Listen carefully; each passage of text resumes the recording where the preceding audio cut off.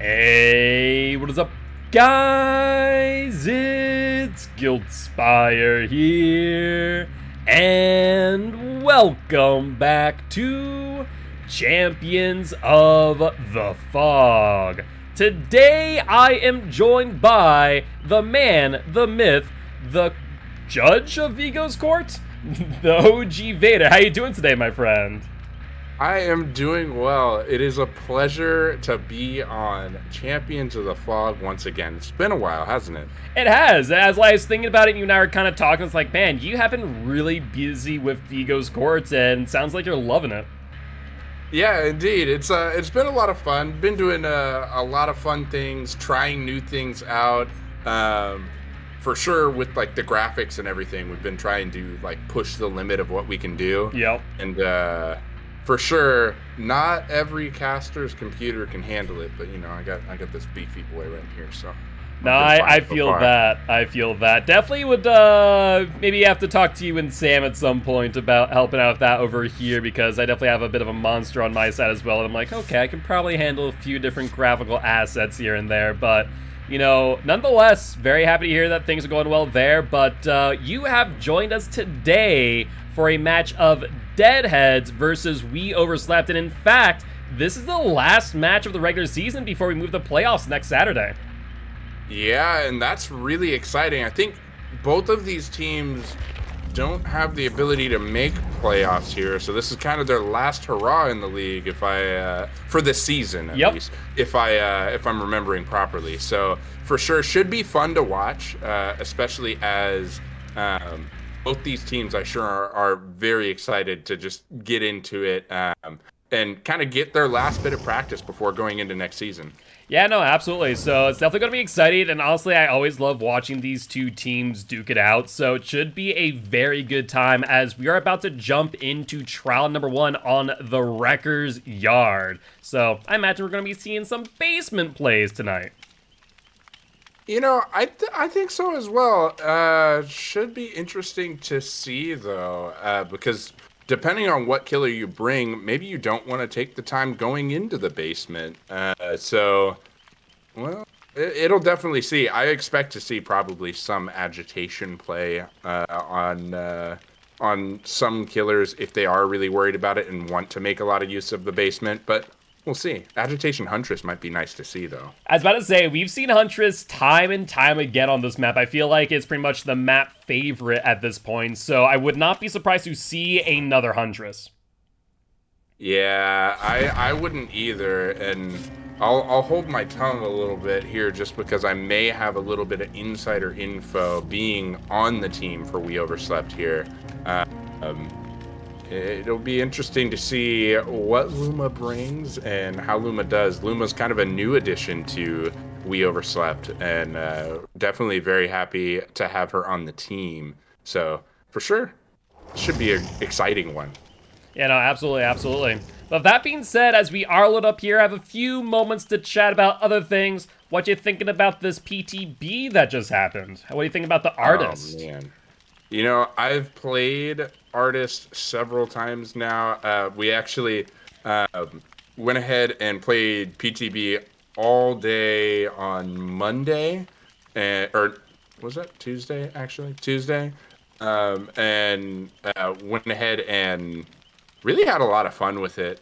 That new killer can shut down loops, but at the same time, it's pretty easy as Survivor to go ahead and make it so instead of maybe getting damaged by the crows, you instead are swarmed by them, or if you can get between an object, you can even just make it so they just get killer instincts. So for sure, it takes a good amount of skill for the killer to really make use of the artist.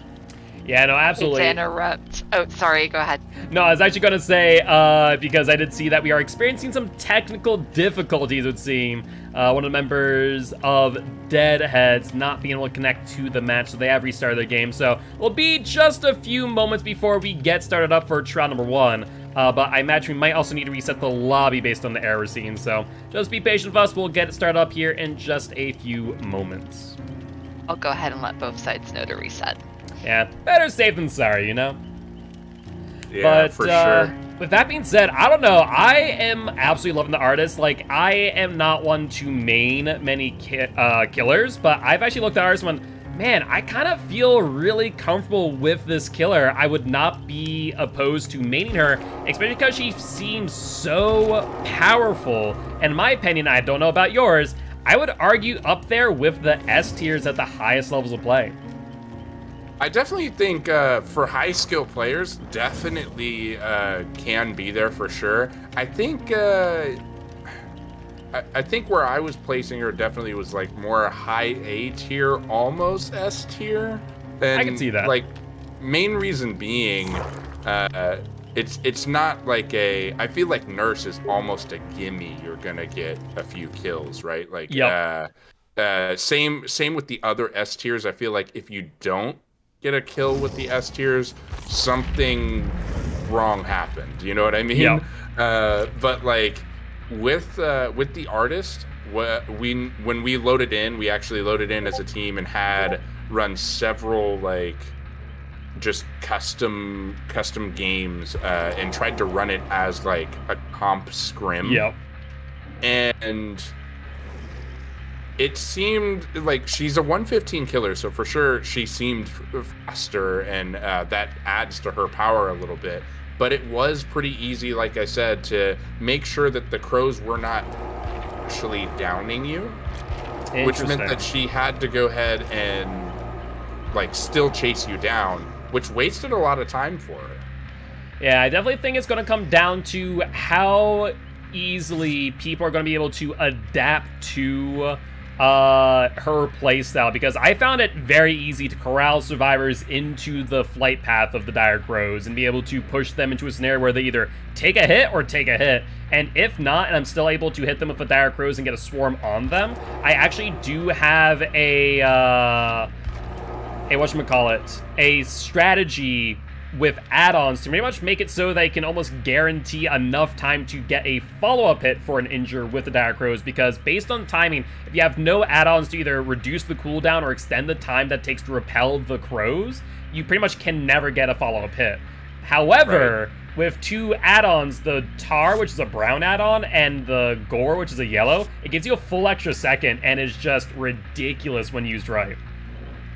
Yeah, I definitely agree, and we were playing around with that as well, and it seemed like the survivors were they caught on to how the killer's power worked, and it'll be interesting to see, especially next season, if Artist is allowed next season, how other survivors decide to play against her, because it's just like Nemesis, right? Like, you see a lot of survivors go ahead and let a zombie hit them to get like an extra sprint burst before being infected, and it's kind of the same thing. We're seeing the same kind of survivor adjustments being made. Like, if I just W game away from this loop, you want to go ahead and put two crows here? Cool, I'm gone. Yep. I will admit, though, putting two crows at any loop, the biggest mistake any artist can make. One crow or bust is kind of my rule for it. The only time I use more than one is for info off of a hook and send 3 out the gens. Otherwise, one at a time is kind of where you're going. That shotgun that people are going for just isn't the way to go with her, to be honest. Yeah, I definitely I agree with that for sure. I've seen too many killers try it, and survivors are just gonna start W gaming. They're gonna get out of dodge, and it's not gonna go well for Artist. As we saw, it was pretty easy to rush Artist. I think Artist was able to get maybe a 1.5 kill to 2 kill average, just because, and that's without using like the new Scourge hook or anything like that. We were just using like perks that are currently allowed.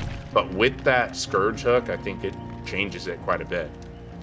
Yeah, no, absolutely. I think the fact that you're able to get a Scourge hook, have them scream on the gen with a 15% regression, and then be able to get info out, just send out one crow, hit the survivor, and if they decide to commit to that gen, take a health state, is pretty huge. And just also the sheer fact that you're able to just cross-map with her if you play her right. So I feel like, yes, there's counterplay, and that's why I love her, and why whenever someone went, well, how about you play against her? I said, there is some counterplay. Either recognize they're going to shut down the loop, and while they're doing so, you leave, or B, you actually, you know, take the, not the hit, but take the swarm by looping into the Dire Crow from the back. You take the swarm and then hope to hell within 8 seconds, or 8.5 seconds, depending on the add-ons, that you are able to dodge any additional Dire Crows coming down out. Yeah, for sure. And I mean, like I already said, it seemed like even when I tried using Artist in pubs, like a lot of survivors that I ended up matching up against W-gamed away from loops. Like they expected I was going to shut down the loop and already made the decision beforehand, I'm not staying here. So for sure I was able to use the crows for surveillance a little bit more, but that was almost the limit of it, because like the distance having to pass through an object, it wasn't swarming somebody. Instead, I was just getting killer instinct. It does depend on map choice as well, though. It's not based on object, though. I think it's just distance. Sometimes if they just pass by, it will get the killer instinct instead of the swarm. But if it goes through objects, it will still swarm them. You can cross-map swarm someone. I think it depends. So from what I did a lot of experimenting with this. Like if it's outside of the range and passes through a full barrier, it seems that it always gives killer instinct. But if it passes through a half barrier, or something that like a Death Slinger, a Huntress, or any of those killers would be able to throw above, a Nemesis like with the tentacle, then it still gives crows to those. Nope. No? I put it through an entire building. Oh, wow. Yeah, no, she's ridiculous, because you can cross-map through every object, get a swarm, and then follow up with a hit if you do it right. Huh, that wasn't our experience definitely in customs. I wonder if that's a PTB thing or...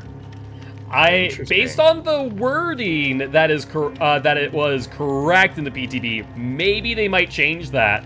But yeah, no, in testing, I was able to cross-map through buildings, through obstacles, through tiles, get swarms on one or multiple people, and then follow up with a hit if they don't, you know, repel the swarm. Yeah, for sure. That's it. That's definitely super interesting.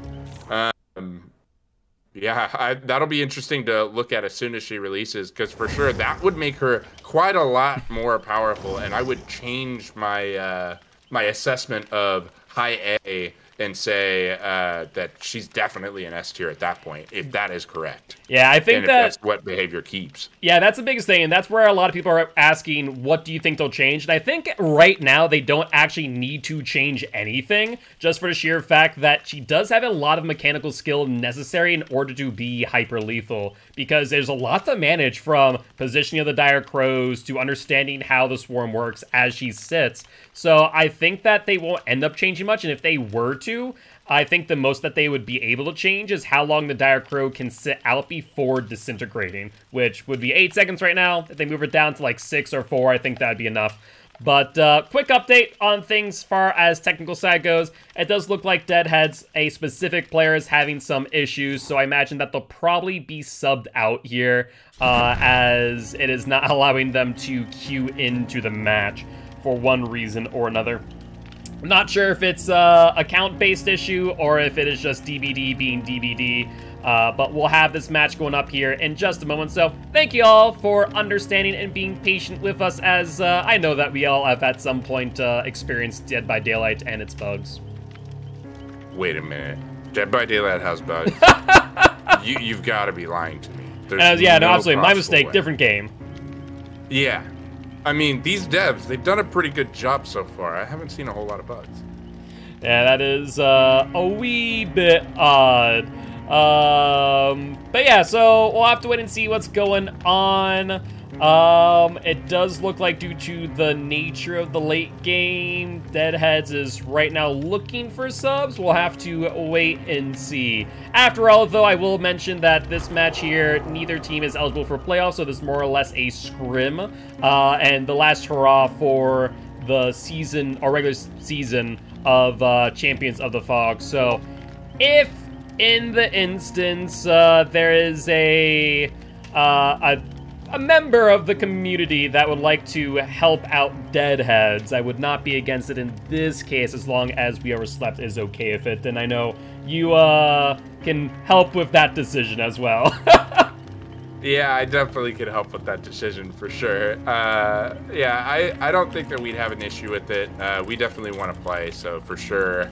I think if they struggle finding a substitute, I don't think that the team would have an issue with it. I can shoot them a message, make sure that they're good with it, but yeah, I don't see us having an issue. Awesome. Yeah, I appreciate that, and it's one of those things that, you know, it's 10 p.m., which we're not going to have matches this late ever again moving forward. Definitely can be difficult finding people, especially on a Sunday, given that, you know, tomorrow's a work day or a school day, or, you know, you just want to be sleeping. That's also an option. But with that being said, definitely want to try and get this match going. But come Season 2, all of our matches are going to be between 12 p.m. CST and the end time of 8 p.m. CST, which will be a little bit more consistent, you know, allowing for people from all regions to be able to participate and, you know, make it easier on myself as a TO as well. For sure. And you did say EST there, right? CST. We're CST. Still okay. CST. You work on my schedule. That's why I was trying to make sure. I was like, I thought I heard you say EST, and I was like, but we've always operated CST in this league. What happened? So for sure, so let's see, 12 8. Okay, so yeah, that's the same schedule that I've been working on over on the Vigo side. Yep. So for sure, we'll be matching up. Indeed, indeed. But yeah, I'll have to, maybe one day, especially on my off season, as I'm pretty much going to be, you know, not here on COTF for a month for December. If you guys ever need a co-host, you know, I would not be against dropping on by some Vigo's Court. Ooh, that is really exciting. I am sure that we would not have an issue having you on. For sure, talk to Rambo there for more info. But... yeah, I'm totally not against that. That would be awesome. Then we're like switching spots, right? I'd be the host, you'd be the co-host, right? Yeah.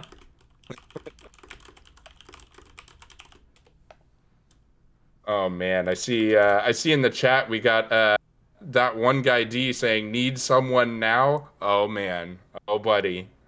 Yeah, we'll have that one guy D as a survivor or killer. Oh man. Well, we'll keep you updated. It's crossing our fingers. Right now it is looking like we're actually getting into the game. Before we weren't even seeing all 4 survivors load in. It was just seeing 3 of them there. One person just, you know, kind of getting kicked out of the lobby for one reason or another. It's such a strange error. It reminds me of the console error, where if you didn't have each other added on console, it just wouldn't let you be in the same lobby, because it just is closing out the session. It's not giving you an error code, not anything. Just going...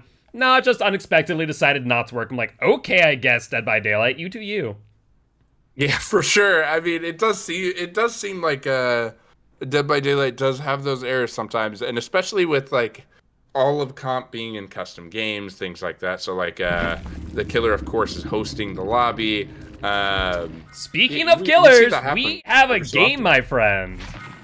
Woo. I love it. And it is an Oni today. Yeah, definitely Oni gonna go ahead and maybe be able to take out a lot of pallets or anything. So I think any of those resources, the management's gonna be important. Yeah, no, absolutely. I think what we're gonna be looking for here is definitely, you know, seeing very early game, chunking out those resources, getting rid of those pallets. But Oni also just finding these survivors out in the middle of no man's land, but getting a bit turned around there, almost missing Travesty on demand, but will end up getting that down. Yeah, for sure. This is a pretty early hook for Oni as well. Generally, we think of Oni as having slow starts and having to really wait till late game in order to really get a good amount of pressure. So this is very good for our Oni, going ahead and getting some early pressure. Yeah, no, absolutely. Mainly, you normally expect Oni to, you know, hit and run, get that first hit, find the next survivor, get their power, and then get the down. but I guess Luma here just decided that, you know, this Survivor is just way too out in the open for them to pass up on the opportunity to get that first early hook, and they got it in the first minute, so that is great amounts of pressure, and the next Survivor they find, they'll have their power in hand.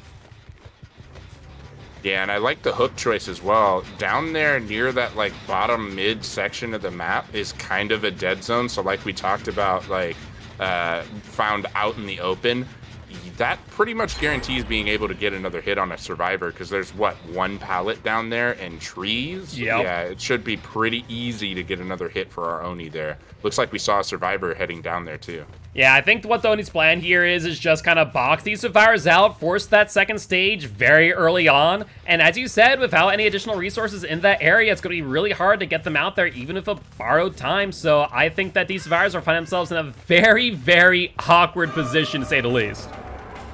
Yeah, for sure. Oh. So it looks like they will get the hit, but the question now remains, will Adam be able to stay up in time? And I'm very surprised to see Travesty either baiting out the hit or maybe going for a DS play. I'm not entirely certain what's going on here. I think that he thought that you're surely not going to hit me because of BT, but I don't want to vault either because, you know, I don't want to get grabbed. But for sure, Luma gonna go ahead and say, all right, exit the game stage left for Travesty on Demand. Yeah, I think the biggest issue that we see there is the fact that both Survivors were trying to vault that same window. When I was kind of looking at like, ooh, that's gonna be a bit rough for them, because I fully expected Travesty or Adam to drop off to the pallet on the right, but neither one of them did. They just wanted to double vault. They wanted to loop with friends. Yeah, looping with friends definitely not good in pubs, and for sure not good in comp either. What is good, however, is Luma's ability to mind game that pallet right there.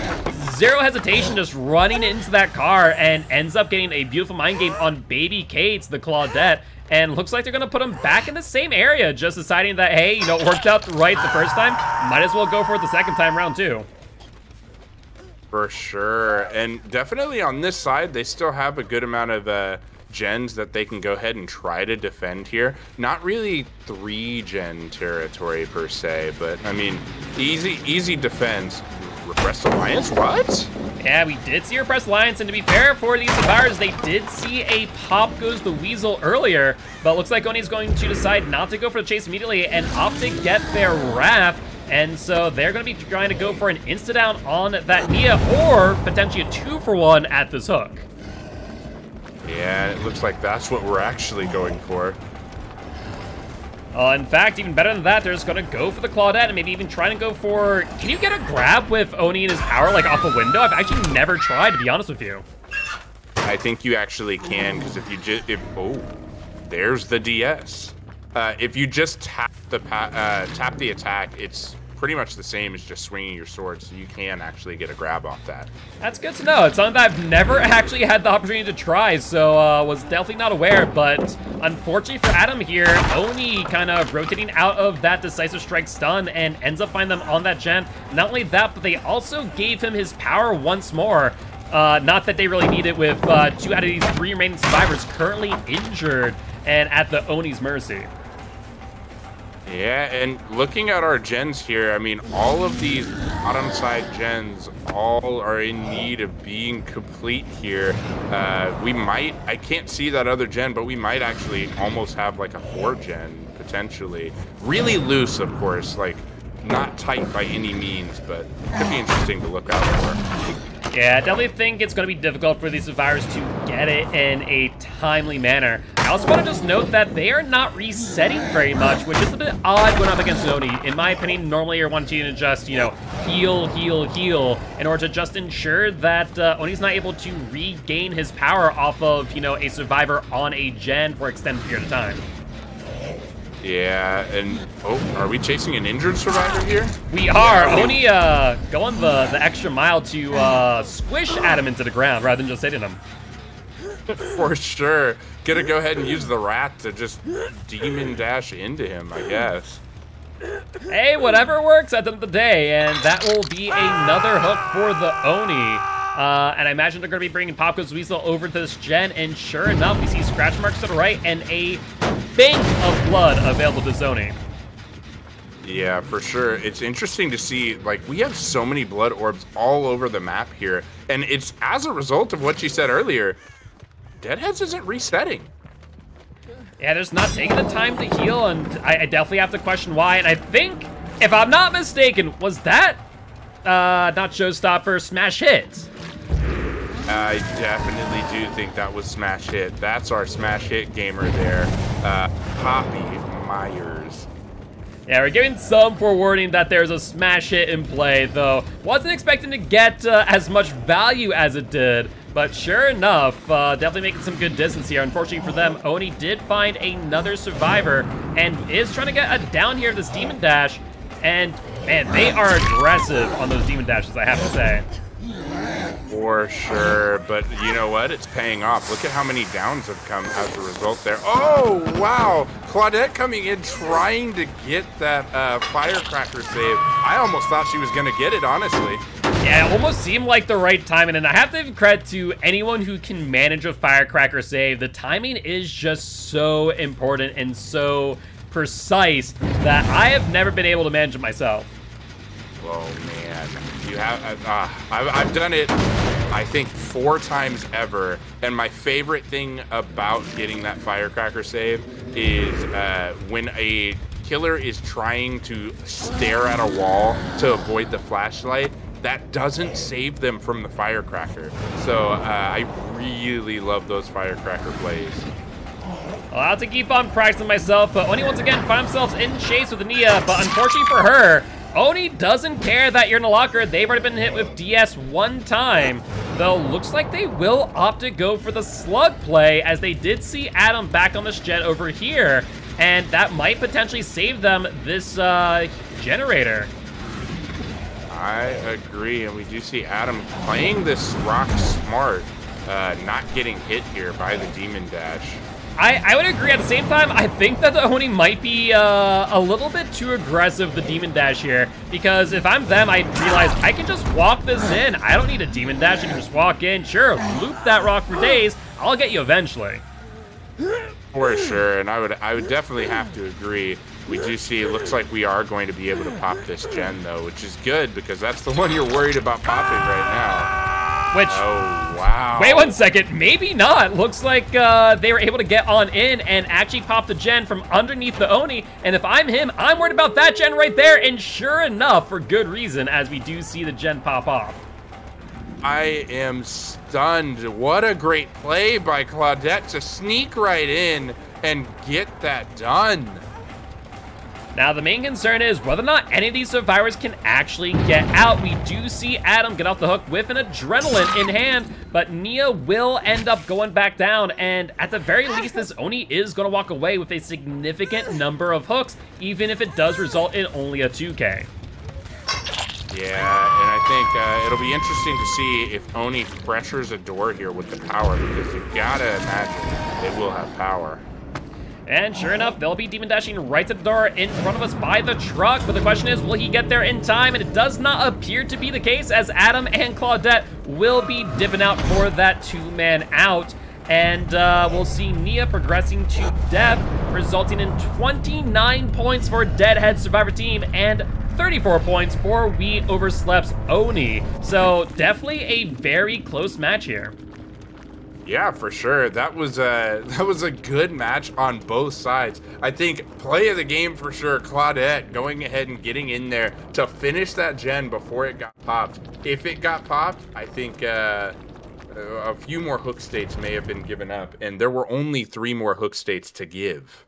Yeah, no, that was kind of insane and very, very unexpected to see her just sneak on in, get the gen. I mean, that really does show you that that gen was close to 99.9, as I think she just came in, tapped it, and was off.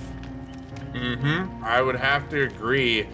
I don't think, yeah, Claudette wasn't our toolbox holder either, so it wasn't a, I've held my toolbox to this point, use it now moment. So, yep. For sure, very good play by Deadheads to get that done. Well, so overall, what are your thoughts there as far as the Onis play? I think they played really well. The only thing I'd say, just a little bit aggressive, those demon dashes. Just, sometimes you need to go, though it'd be cool to get it, I think we just need to walk this one in. For sure. I think the awareness of, is there a pallet nearby that the survivor can use? No? Okay, I don't need to dash. I just need to W game and down. Yep. It wastes less time. The demon dash actually does give the survivor more opportunity to make you miss. And that's not what you want to have happen. Yeah, absolutely, absolutely. But overall, really great game to set the tone, and still very close between these two teams. So it really is going to come down to deadheads now to kind of rebuttal and either get a similar result or do even better to try and gain a lead going into trial number 3. So we'll have to wait and see what they decide to bring. What are your thoughts? Obviously, we talked about a little bit before of Wreckers. Maybe Huntress could be a good shout if they still have that available to them. I know you have the killer tracker up, so what do you think? I think they do have S tiers remaining as well. But I think we will see the Huntress on Wreckers, and I think on Saloon, I've been kind of guessing at them possibly bringing a nurse because it looked like they have a nurse use remaining. Yeah, I mean the tracker is updated, so if they have a singular nurse game remaining, I mean that would be the best time to use it as the last game of the season. Yeah, and I don't think that Wrecker's Yard would be an advantageous blight usage, right?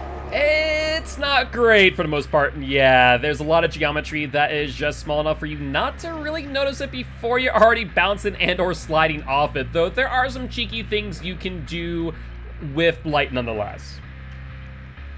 For sure.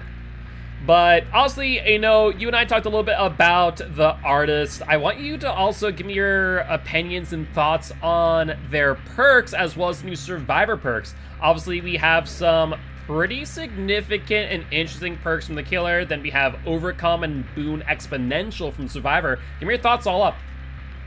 Yeah, for sure. I think that the new that artist perks are definitely interesting. I think the only one that really I think we'll see possibly enter comp would be the Scourge Hook. I think the Hex that artist brings is more of a pubs heavy bring for me, and the reason I say that is I don't see a lot of comp teams trying to cleanse every dull totem out there.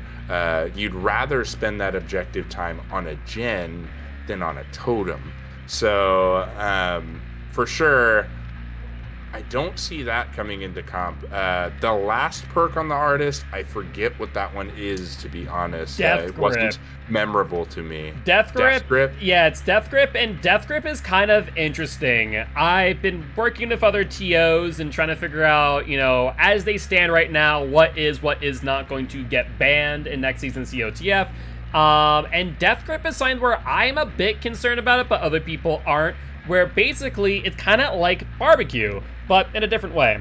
When you hook a unique survivor, you get a token on Death Grip. When you get 4 tokens, i.e. you've hooked each survivor once, all gens are blocked off by the entity for 30 seconds, and your obsession is revealed to you for 4. My main concern with Death Grip in comp is that it technically gives you 30 seconds to simply camp a survivor and push them to the next stage, whether that be first hook to second stage or second stage to death. That's my only major concern regarding the perk, and I'm not 100% sold whether or not it's a bit too strong for that use case. The reason now that you say that, I did actually, that brings back memories. I didn't think that one was going to be as big, because let's say that a killer has a good amount of pressure by the time they get that, because you have to hook all 4 survivors. Yeah. And so let's say that 3 survivors are injured. You've now taken away their ability to do gens. Yep. And you locked it down. I don't think as a killer you're going to go ahead and camp that survivor more, because what are your other survivors going to do? Well, I can't do gens. Maybe there's not a hex on the map for me to go chase. I'm just going to reset. Like, you're giving them free time to reset at that point and lose whatever pressure you had at that point. So True. I don't foresee killers wanting to utilize it that way. Okay. I'm definitely going to be interested. As it stands right now, Death Grip will be allowed in Season 2 of COTF. Hex Pentimento is another perk that is actually in conversation of TOs, because in a lot of leagues and tournaments right now, no, it is allowed. So some teams are full cleansing, and Hex Pentimento is definitely not a perk to be overlooked, where with the first Rekindled Totem, you get a 30% penalty to healing speeds, and the second one is a 30% penalty to generator speeds. So it's a better Thanatophobia, a better Sloppy Butcher, or Mangled stats effect. So it definitely is something to discuss, and I'm not 100% certain on which way I lean. What are your thoughts on Hex Pentimento in that regard? I actually like it being allowed in comp, because I feel like if somebody brings a Ruin Undying comp, then if they also have that, they can go ahead and try to basically get some of their value back, not all of it, but it's kind of like a, hey, your Hex has been taken out of the game, but we'll go ahead and, like, you can get some feature of it back, right? Okay. The reason I say that I don't think that Pentimento is going to be as big in comp, right? Because if survivors have cleansed a totem, they're going to remember where they cleansed their totems at, right? True. And Pentimento, it really is most effective if you can get, like you said, at least 2 of those tokens. But it's really the 3 or more that I was more worried about. Really? Right? Yeah, because you got to think about the amount of time it would take for a killer to probably decide to have that many tokens, right? Because a lot of survivors, especially even in leagues where no it is allowed, a lot of times they're not taking out Ruin until late in the game. Like, there's only 2 gens left, right? All right. So 2 gens left, then you start seeing totems just fall all over the place, and that's where the game kind of slows down. Yeah. And that point, who cares about the minus 30% regression? If you get there before I'm already ready to power the exit gates, right? Yeah. You're taking time away from Chase at that point to go rekindle a totem. So I don't find it to be the most effective perk, but that of course depends on how your survivors play. Yeah. So definitely going to be interesting. Like I said, I'm not sure where I stand as far as Hex Pentimento is concerned. We'll definitely have to wait and see. And of course, we do have the Scourge Hook, but I don't think we're going to have time to talk about it just yet, because we are about to jump into trial number 2. This time, though, with Deadheads as the killer. And we'll have to wait and see what they decide to bring. And it is one of my favorites, the Pyramid Head. Interesting. You know, I actually like this pick here because you can go ahead and make use of the basement, make use of your little trails there for sure. But also, there are a lot of vaults on here, and wow, what a prediction shot there. That was brilliantly done. And personally, I always love seeing a Pyramid Head because they're one of my comp mains, and that was, I'm not sure if they just saw a pixel of them or what, but a brilliant hit there with Punishment of the Damned. For sure, and we do see a totem falling early, which that would be one of your points where you may be able to rekindle a totem, as you were talking about earlier, looking for Pentimento value. Yeah, absolutely, and it looks like we still have additional, after 2 totems being cleansed, 2 more totems on the board. So I do believe that the killer has brought Ruin Undying and probably a Haunted Ground, unless they're doing a full totem build with Retribution or something else. Wow, wouldn't that be interesting? Maybe a Devour Hope gamer in our midst, right? But for sure, I doubt that we'll see survivors cleanse those last 2, as they have seen at this point that the ruin is gone, so they'll likely just leave those totems until threatened. Yeah, that would make the most sense, and I also want to point out that this Felix is doing a fantastic job looping, and I don't know if you heard what I heard, But a gen popped off, but they also did one of those 2 totems. Very interesting decision. Definitely, as part of this team, I definitely have feelings about it, for sure.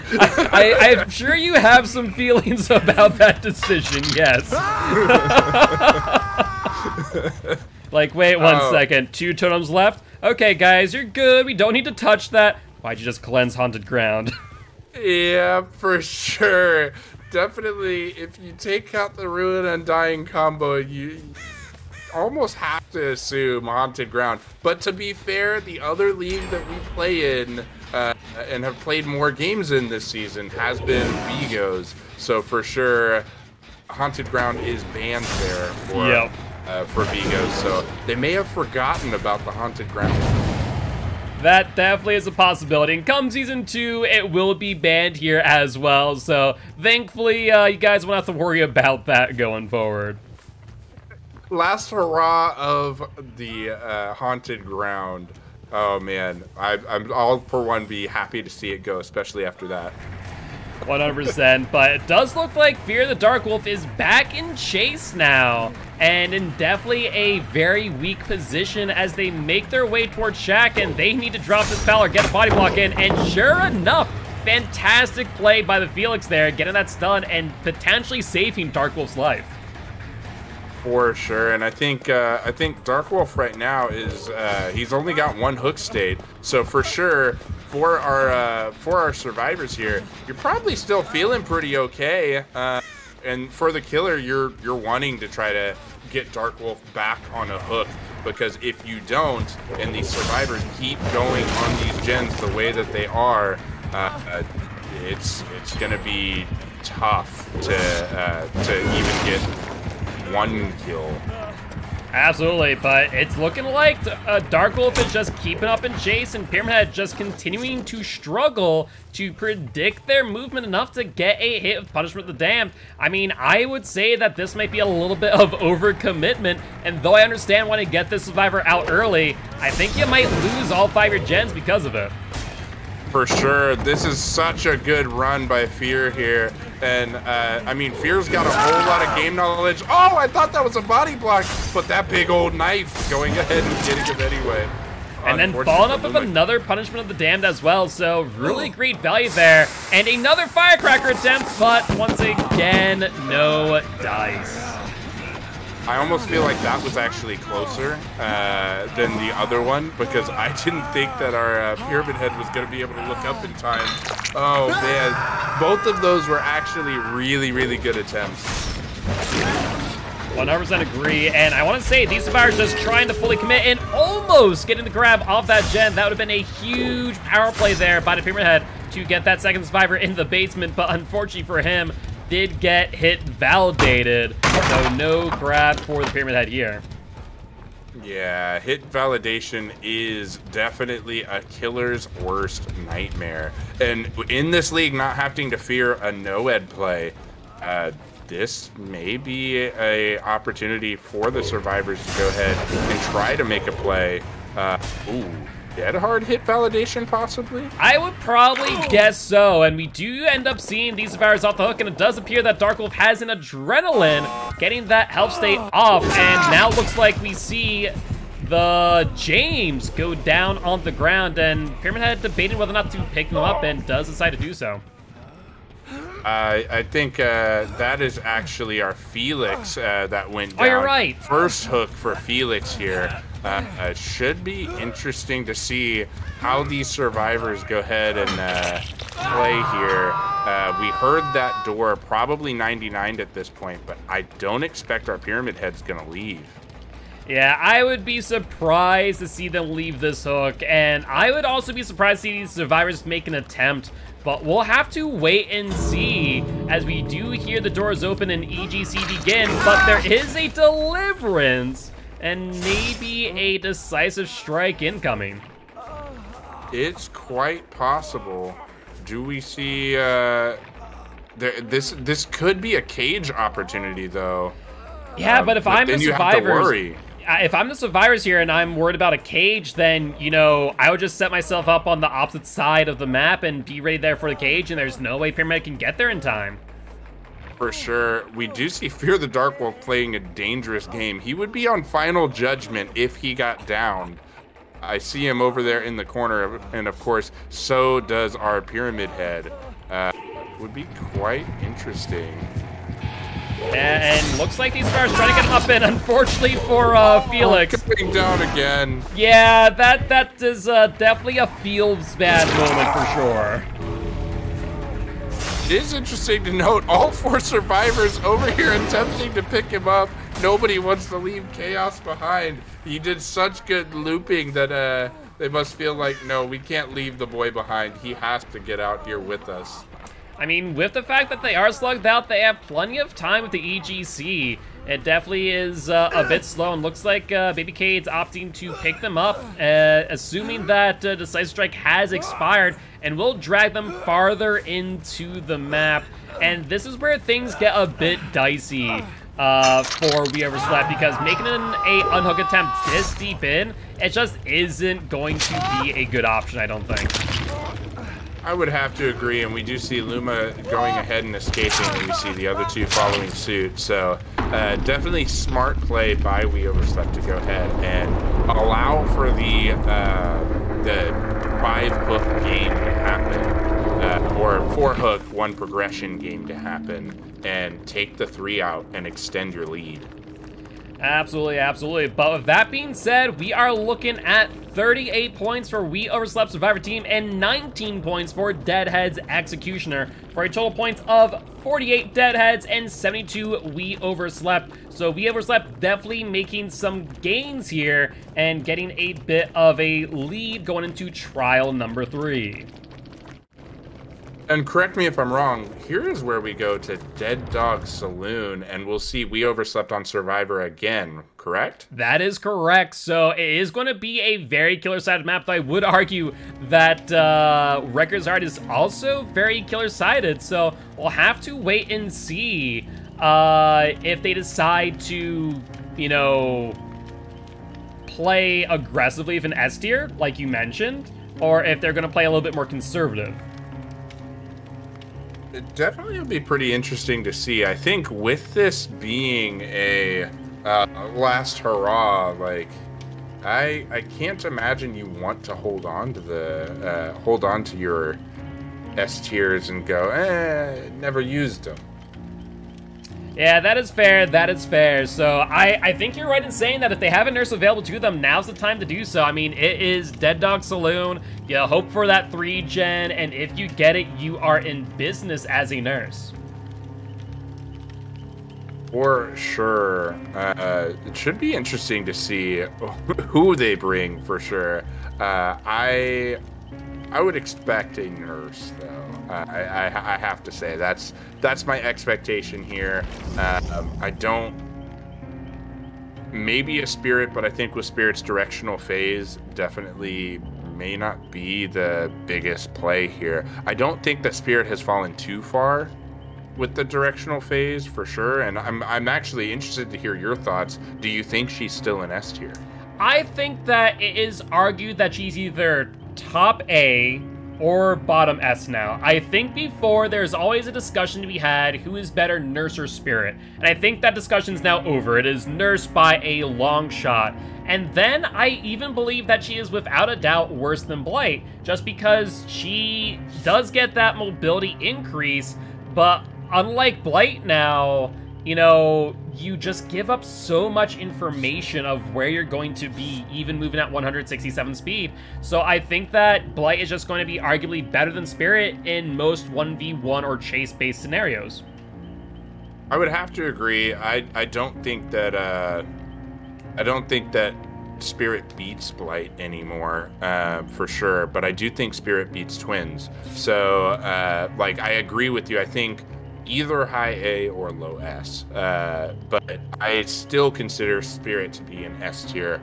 I think Spirit can do very well. I've seen some pretty spicy mind games since the Spirit change of playing around with the directional phase and actually sitting in the middle of a pallet and you're trying to guess what side of the pallet are they actually on, because I can't necessarily tell on my headphones. And then Spirit goes ahead and is able to trick the survivor into vaulting right into her. I've also seen some gameplays where people strafe the pallet, so they strafe in front around the side that they know the survivor's not on and go around. And during that time, while they're throwing the pallet and locked into that animation, the Spirit's able to get behind them and go for a hit. That mobility increase, like you talked about, does allow for cheeky hits like that for sure. So it has been interesting to see. We have seen lots of Spirits over on the Vigos side of things since the change, and we've seen definitely a difference in how killers decide to play Spirit, but they still are almost just as effective as you would expect a Spirit to be. Yep. No, I would definitely agree with you. I think that Spirit definitely, you can see the nerf, but they're still playing well at some of the highest levels of play. Though I think as survivors get more and more familiar with how the directionality works, I do feel like Spirit will see less usage, kind of like how we've seen Freddy get less usage. Do I still think Spirit is very strong? Absolutely. So either top A or bottom of the barrel S. But either way, she's still a fantastic killer to choose from when you're here in the comp scene. For sure. It should be interesting to see how the artist fits into that as well, as we were talking. Speaking of artists, it looks like Fredboy here going to be coming in and trying to paint Dead Dog in blood. I'm surprised to see the Nightmare. As I actually was just saying, we haven't really seen a lot of Freddy recently. You know, I'm actually not surprised by this because of the size of Dead Dog being a smaller map. This is an excellent Freddy play, honestly. Interesting. Really interesting to see a Hex fall early, though. For sure, the survivors of We Overslept are totem hunting for sure. That is 2 totems down very early in the match yet again. Yeah, and once again, we do see that there's still some lit totems on the map as well. So Freddy here maybe just not being very lucky and ends up losing a lot of value. Luma coming in for a very interesting body block. I'm wondering if maybe Felix has a deliverance in hand once again, and maybe they're trying to guard that. For sure, could be the case, because it would be interesting otherwise to see a body block like that near that shack. But you gotta think that the killer has to know that as well. Yeah, if I'm ever playing as killer and I see those early body block attempts, I'm either thinking A, Metal Man, or B, I'm thinking this person has deliverance and I want to commit to that chase. For sure, and we do see that pretty early unhook was sought after there by Luma, but Freddy gonna go ahead and now stay in the area as a result of it. Yeah, I think the main thing is between that and also that Gallows gen being pretty heavily progressed, Freddy just saying, no, no, no, this is my gen, this is my hook, you get out of here. Yeah, and with where the Corrupt is, I don't know if you spotted that as well. That, oh, unlucky. Hitting the Felix on hook instead of getting the hit on Luma here. And then Luma additionally, very nicely done dodging that hit. Yeah, definitely really unfortunate for the Freddy. You gotta feel for him there. Oh, 100%. And we find ourselves on a very interesting tile, and I was very hopeful that Felix was going to dodge this, because that tile spells disaster for most survivors, but they will end up going down the window. Very surprised they did not try and dead hard to the pallet for that distance that they could have made. Well, I think you just got your answer as to why they were okay going down there, saving their dead hard for potentially needing it later on, like right here. And this really is used for extending chase here at this point, right? Yeah, no, absolutely. So, I mean, you're going to hope and pray that you can get to something soon, because Freddy is upon you, and he knows full well that you have that dead hard, and he waited it out. For sure, and that is a very smart play by our Freddy to do it. And not having another survivor there to get a cheeky pallet stun save, but you gotta think, we see somebody over on the Gallows gen. One of these two gens is popping. Oh, without a doubt. And I see Freddy kicking this gen here, but I'm pretty sure, based on the sparks, that it's not Pop Goes Weasel. So very surprised that they're opting to dry kick the gen, because for those who do not know, when you dry kick a gen like that, you regress it by a total of 0.3% per second, so it's practically useless if a survivor is nearby to touch it. For sure, and we are seeing, of course, gonna probably stay right here, but I don't know if you noticed, 2 gens popped while that happened, so for sure, interesting to see. Yeah, so it'll be curious to see what Freddy decides to do here. Looks like they are going to be trying to go for a cheeky hit on Luma while they wait out the BT, but then immediately going back after the Felix, which, I mean, it makes sense to me, right? You want to get the survivor out, especially as one gen has been completed once again, leaving you with only 1 gen remaining, so you need to reduce resources while you have that chance, and with no real additional gen regression perks, you're kind of sitting here dead in the water. Yeah, I would agree, and it's, oh no, Forbidden Room. The room of quite literal death.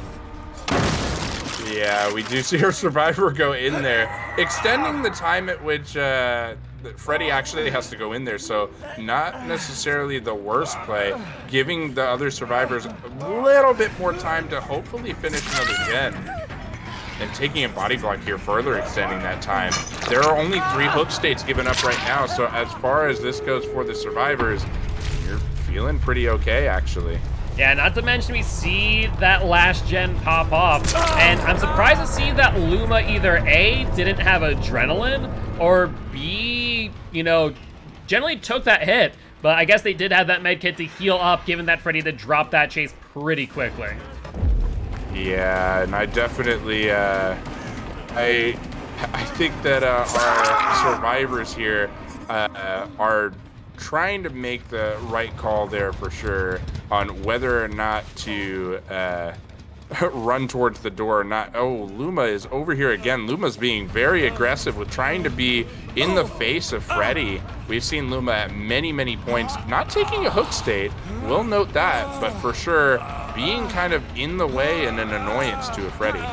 And I mean, definitely being a good one here, and very possibly, depending on how long it's been, getting them off the hook, but unfortunately, your Dark Wolf will be going up, and that'll be their first start of the game, and potentially another 2 progressions if played smart.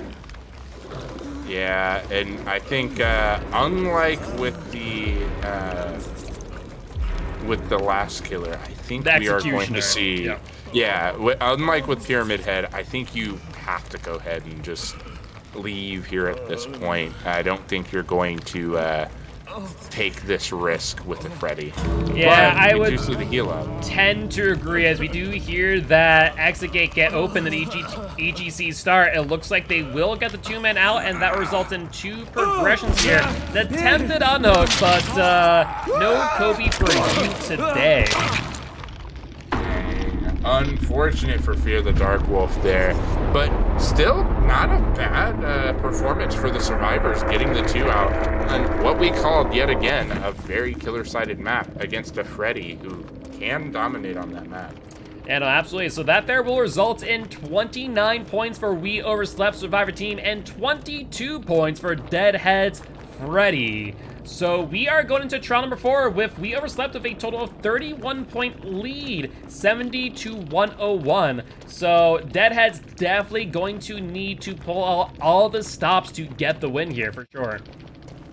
Yeah, definitely. It's all going to come down to this final trial. So for sure, this has me excited for We Overslept for sure, but definitely going to see how well they can finish. That's been kind of an issue for We Overslept, is you can see We Overslept in a lead like this and have it slip away. So for sure, want to see how the team finishes.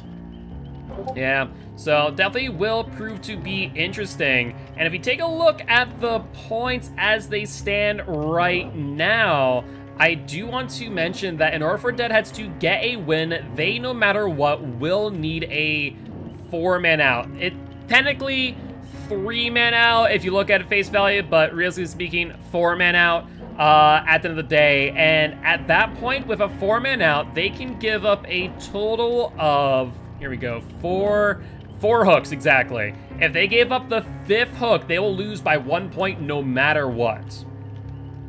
Woo. That is a tall task for sure, to go ahead and not have that's not the easiest win condition for sure, is what I'm trying to say. Absolutely, absolutely. I mean, even if the killer were to get a hook and camp them out, it will result in a 3-point win for We Overslept. So theoretically speaking, if they get that first hook, it is pretty much GG's if they camp it out. So I guess we'll have to wait and see what the killer decides to do, whether they just decide to call it a day, camp it out. And even then, if they don't, you know, the end game usually can get one survivor on the ground and get them the hook, and once you camp them, then it's just a good old GG. For sure. So that's definitely, it's going to be interesting to see how We Overslept plays it, for sure. I am hoping for sure, yeah, like you're saying, confirm that kill and confirm it early if you can. I think even if you try to camp somebody out immediately, right? If multiple survivors try coming in for the save, well, then they're not on gen. Yep. And if they're not on gen, it again makes it really easy for you, because they're not getting their objective time, so you have more time to chase them and try to get another hook. Yeah, so that is a fair point. So we'll have to wait and see. It'll definitely prove interesting. But if you are We Overslept here, I don't know about you, but I'd be bringing a Bubba. Just get that first down, camp the hook, and be like, cool, come get it. See what Bubba can do. For sure. And really kind of depends what our killer's going to bring here. I'm not in that locker room right now, obviously being with you right now, so I don't know what the conversation is with the team right now.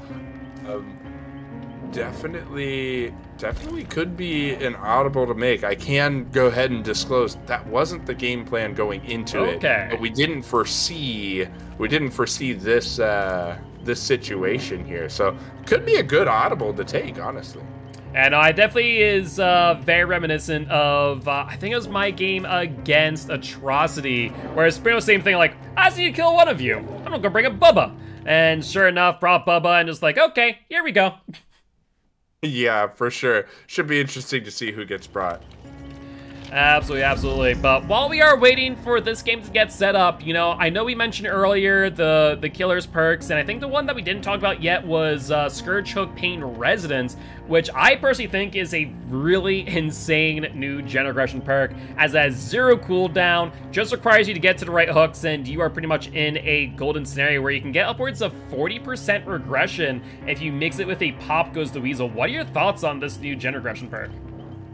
I love it, honestly. I was playing around with it, and when I was able to get survivors to scream, I don't know if this happened to you or not, when they screamed, it didn't make the gen start regressing. It actually made it eligible for me to go ahead and pop it. So it still removed the 15%, but immediately took it out of regressing. So unlike Surge or another perk like that, where, or I think it's called Jolt now, where it goes ahead and removes the percentage, but then starts regressing, right? It removes the percentage. If a survivor is there and ends up screaming, it still goes ahead and leaves it eligible for you to pop it. That's 40% progression taken off of a gen, if you're able to do that. That equates to 31 seconds of time, which, you know, is pretty much insane. That is so much of a heavy penalty. And the even better part of Scourge Hook is the fact that you can get those hooks back to back to back, and there really is no need to hesitate. There's no kind of extra work that you need to do. You hook, you get 50% off. There you go. Done and done. Right? Yeah, it'll be interesting to see. I think it definitely adds quite a bit of power to a lot of. Uh-oh.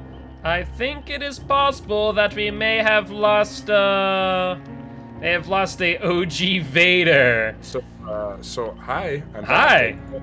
How are you? Scored just now to update. So, awkward. Yeah, just a little bit. I was like, oh, there goes Vader.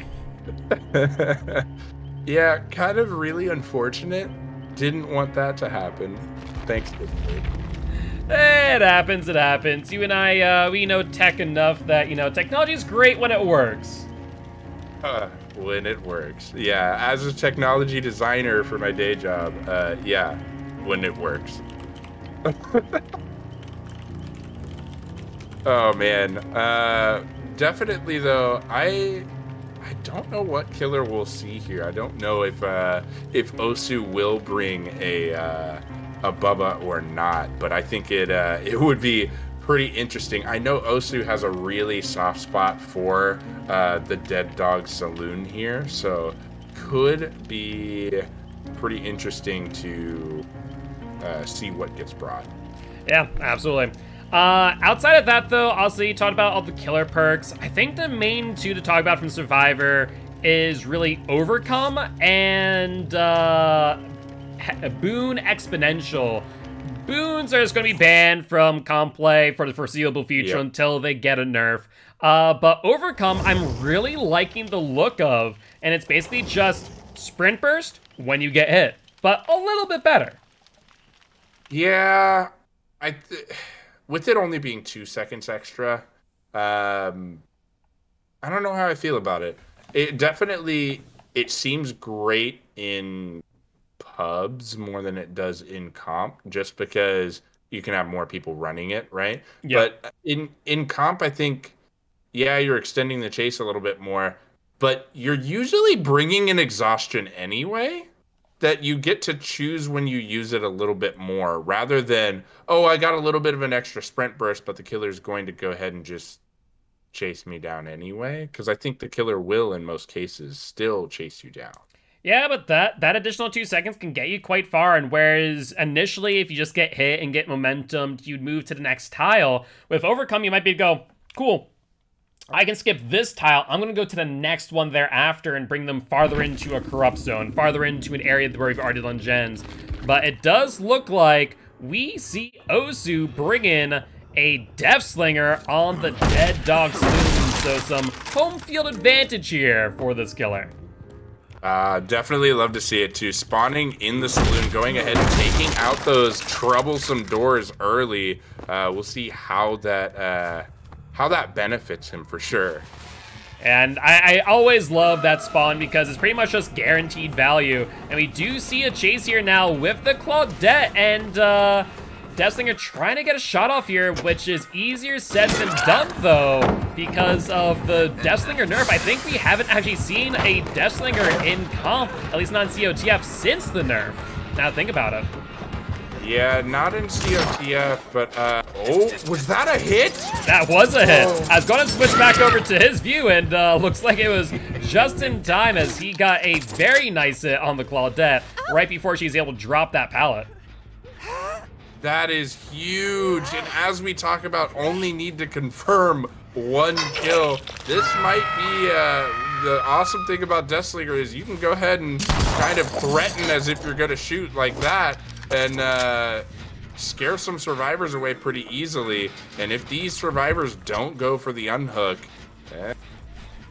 you might see progression, and he's already proven that he can hit those hard shots. He really had to thread the needle to get that first shot off.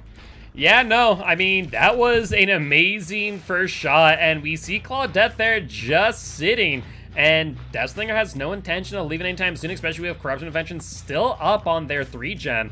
So if I'm them, I'm just saying, cool, we're good, let's have some fun. For sure, and we do see the sparks up there as well. So you know we have Ruin, so for sure I don't think that our Slinger is pressured at all. This corrupt zone is very friendly to the Slinger as well. 3-gen near Gallows, foreshadowing? Yeah, it's definitely, for all intent and purpose, a death sentence for these survivors. And we see Claudette just hanging out still. And as we mentioned earlier, if the Claudette does die, that will result in a GG, well played, and a point of no return for Deadheads.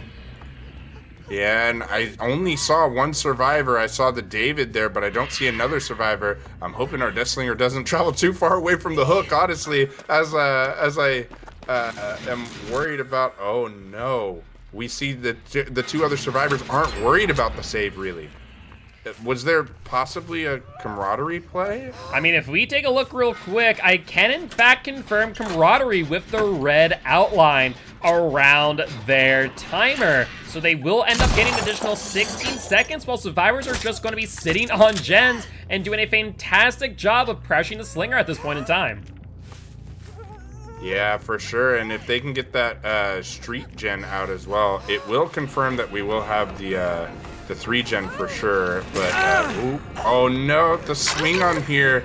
You're gonna take the trade. You will take the trade, but should be interesting to see. Oh, this could be big. A dangerous snare for sure, but Claudette getting out of dodge, and looks like now Adam will be taking their place, as we do hear that 4th-gen get completed, and Adam pulled a bit of a magic trick there. Deathslinger almost not able to locate them. For sure. Sometimes tough on this map with the little pieces of grass there. Absolutely, but with that being said, this does kind of reset the clock a little bit, and we just need to make sure that the Claudette stays far, far away from Slinger, though she is inching closer and closer for one reason and or another. For sure, and you gotta kind of wonder here. We do know the 3-gen is definitely stuck now at this point, and ooh, deliverance. So for sure, pressure from the Slinger is lost here. Definitely, Slinger should try to find another survivor here, and of course, getting the snare there. I'd be looking for that Claudette. Yeah, I would definitely tend to agree, and I think from a survivor perspective, the best thing to do here, go to the opposite corner, stay away from the 3-gen, let your deliverance reset, heal up, and just kind of inch by inch. But also, as we did see Ruin going off, I think we need to find that Ruin ASAP and just hope to hell it's not that 3-gen, which, thankfully, we are aware that it's not for the survivor's sake, but they don't know that just yet. For sure, and, you know, interestingly enough, I believe we were seeing the Claudette there, and Slinger elected not to chase. I think if you do chase and you do indeed get that rather than protecting the 3-gen, even if you give up the gens at that point, that's your win condition. So I think you chase there, right? Yeah, I would tend to agree, but they opted not to. And now it just comes down to them finding Ruin and then eking out pressure on these gens. And if they can do that, I think they can still get the W. It will be really interesting to see how they attempt to accomplish this. For sure. And definitely appearing to be just waiting for survivors to try to approach the 3-gen, which honestly, for a Slinger, this 3-gen is very protectable. Oh yeah, absolutely. I think if I was them, I would go over to the Gallows, stand on top, and just kind of look from above. I think they don't even need to really do much leg work for all intent and purpose here, and just kind of watch over their kingdom and say, come attempt to kick me off my throne. Yeah, definitely would be pretty easy to do from that Gallows position. We do see a couple survivors over there. Should be interesting to see if Slinger pursues as well. Yeah, I mean, even see Claudette here just kind of creeping on around. But we did hear that gunshot in the distance. It does look like Travesty on the man will take a hit. And it looks like Ace is going to be attempting to body block, ensuring that they do not end up on hook. And now Adam is in chase thereafter, which they're not as good of a target as the Claudette, but definitely not a bad target either. Oh, and we've seen the Claudette. I think here you have to pursue. So I see these long shots being taken, but I'm not sure about the range on it. I don't think that you're in I don't think you're in range, Deathslinger. I don't think so either. Looks like Deathslinger will commit to this chase after all.